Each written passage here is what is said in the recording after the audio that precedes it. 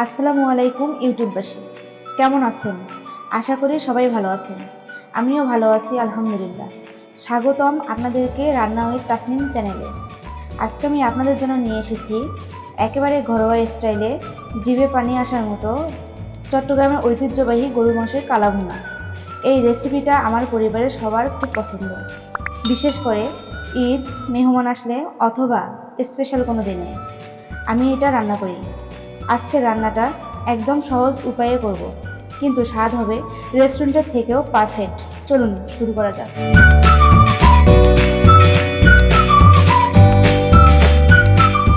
প্রথমে ভালোভাবে মাংসগুলো ধুয়ে নিন।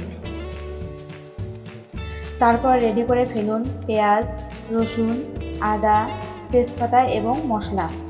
প্লেটে রাখা উপকরণগুলো আমি 1 কেজি মাংসের জন্য প্রস্তুত করেছি। আমি এখানে কোনো প্যাকেট জাতীয় মশলা ব্যবহার করিনি। তারপর ধারাবাহিকভাবে মশলা, আদা ও রসুন বেটে নিন এবং চেষ্টা করুন যতটা সম্ভব মিহি করে পেস্ট করে নেওয়ার জন্য।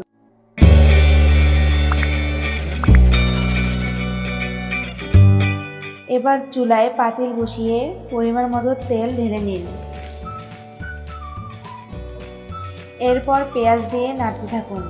পেঁয়াজ লালচে হয়ে গেলে তেজপাতা, দারচিনি, মশলা, আদা ও রসুন বাটা দিয়ে নাড়তে থাকুন।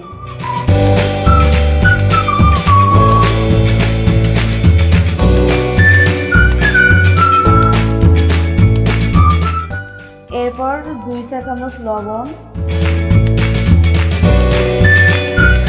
1.5 চা চামচ হলুদের গুঁড়ো,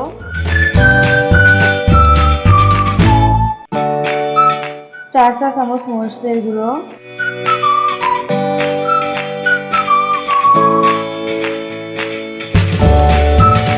সবশেষে বাসায় তৈরি করা 2 চামচের মতো মশলার গুঁড়ো দিয়ে নাড়তে থাকুন।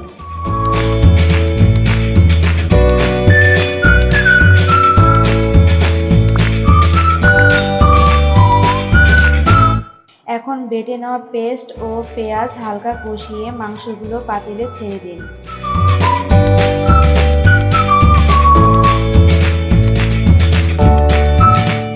ভালো করে নাড়তে থাকুন যেন মাংসের সাথে মশলা ও আদা রসুন বাটা অ্যাডজাস্ট হয়ে যায়।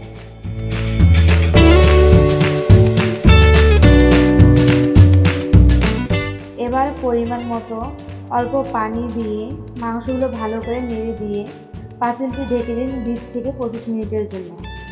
অবশ্যই মনে রাখবেন 5 মিনিট পর পর মাংসগুলো নেড়ে দিতে হবে, না হলে মাংসের নিচে পাতিল পুড়ে যেতে পারে।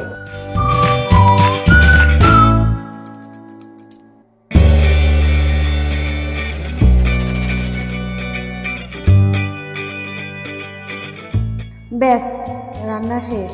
দেখুন কালো ভুনার কোনো স্পেশাল মশলা ছাড়াই কত সুন্দর রান্না হয়েছে।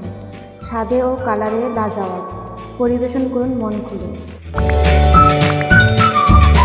ভিডিওতে একটি লাইক দিন, বন্ধুদের সাথে শেয়ার করুন। চ্যানেলে নতুন হয়ে থাকলে সাবস্ক্রাইব করে দিন। ঘরোয়া পদ্ধতিতে তৈরি করা কালাভুনার রেসিপিটা আপনার কেমন লেগেছে কমেন্টে জানাতে ভুলবেন না।